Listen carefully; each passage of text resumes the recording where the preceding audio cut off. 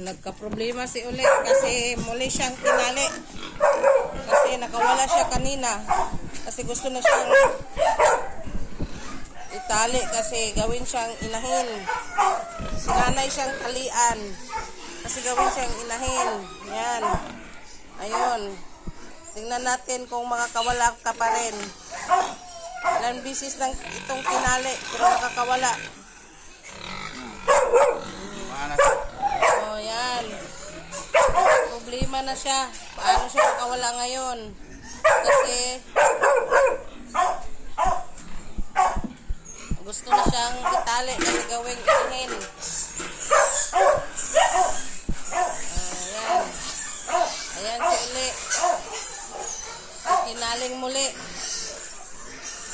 Kanina tinali, nakawala.